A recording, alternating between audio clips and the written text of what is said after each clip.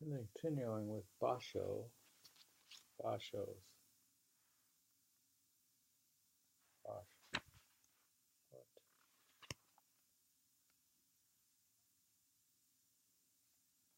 Bashos. Yeah, this is part 8, the introduction, the narrow road to the deep north. In the spring of 1694, Basho left on the last of his major journeys. This time he was determined to travel, if possible, to the south end of Japan. He was already 50, however, and his health was failing. His poems he wrote on this journey suggest something almost like a shadow of death.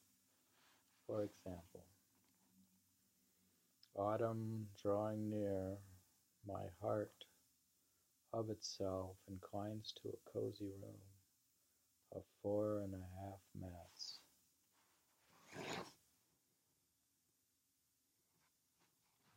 My feet against a cold plastered wall.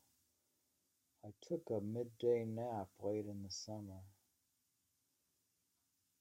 Ancient city of Nara, ancient images of Buddha shrouded in the scent of chrysanthemums. Deep is autumn, and in its deep air I somehow wondered who my neighbor is.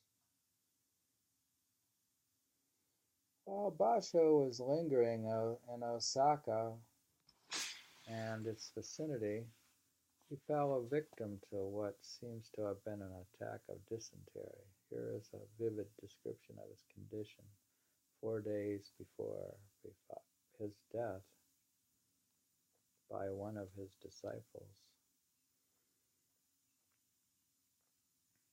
On the night of October 8th, though it was almost midnight, Dan Shu was summoned to our master's bedside. When I heard the clatter of an ink bar rubbing against a slab, I wondered what manner of letter it was, but it turned out to be a poem. It was entitled Sick in Bed.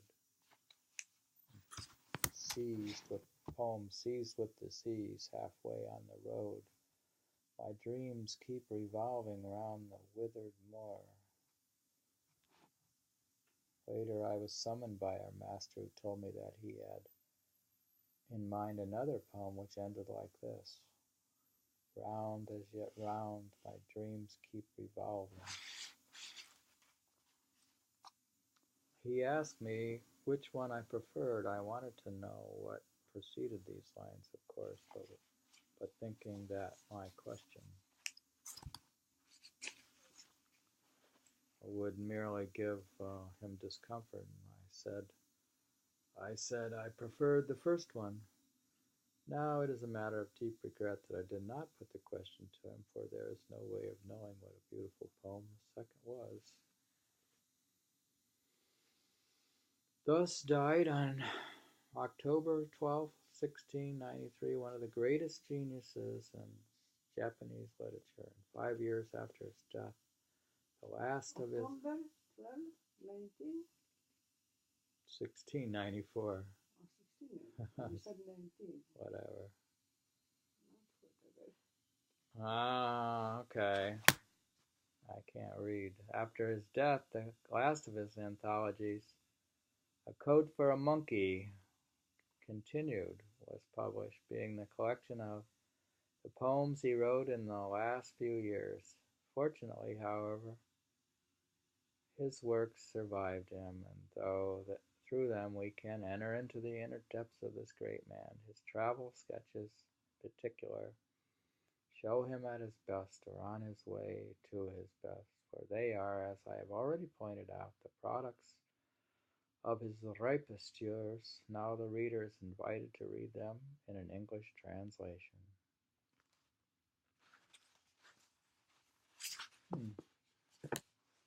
Did you have the fun? I don't know. I'm just reading what I have. We should find the book. We'll get some more Basho. His last books. We'll get them, probably. Sure, we can find anything. Google will find it for us. They should do something. One final comment on the technique of translation. I have used four-line stanza in translating haiku just as I did in my former translation, The Year of My Life, a translation of Isha Uraharu. I shall not, of course, try to defend my stanza, for it is an experiment, and just as any other experiment in literature. He's talking about his translation.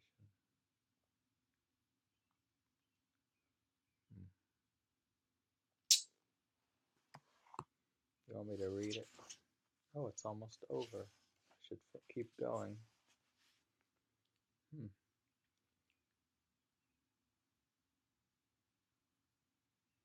Let me, however, state here at least three reasons for my choice. First, language haiku, as I've already pointed out, is based on colloquialism, and in my opinion, the closest approximation of natural conversational rhythm can be achieved in English by a four-line stanza rather than by a constrained three-line stanza.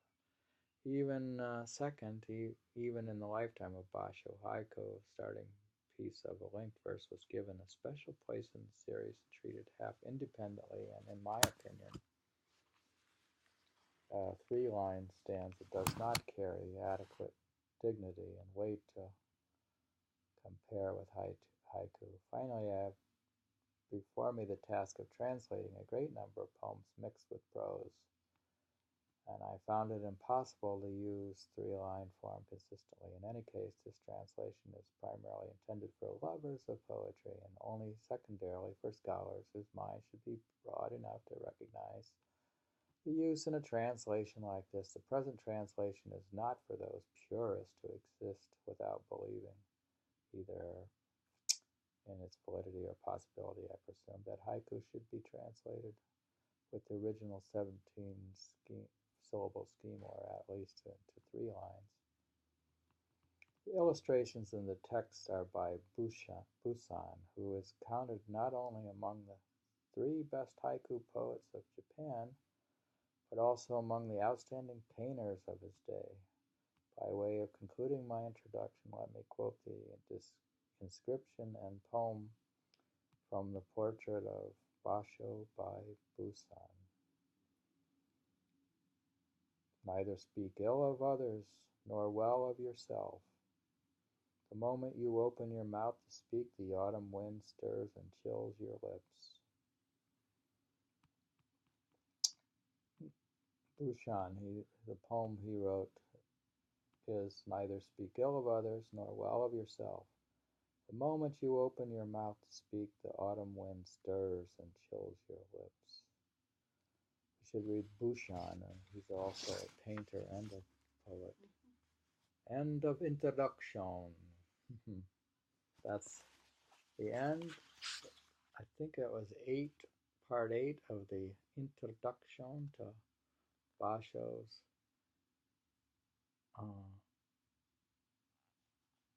Narrow Road to the Deep North and Other Travel Sketches. Very good. Huh. There's the author. Huh. What? What? We have a photo. No, the author. I don't have a photo of the author. You have any discussion? You want to read Busan or get some other poets or get more Basho? The last one, the last years. What? The poetry of the last years. Go to a Mikey. Which part? You like the late period poetry? Or what about the artists? There's a number of artists who write poetry. Japanese artists. I've seen them where they make art and then write a poem with it. I went to the Japan Society once and saw an exhibition.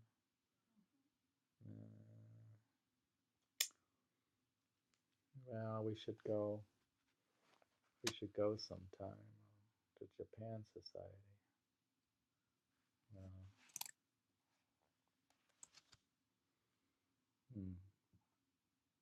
We actually can read from the other book too. I still have The Moon Appeared 9 Times or something. That's the grand conclusion to. No, it's not. It's the introduction is done for Basho in the book. That book, at least, really.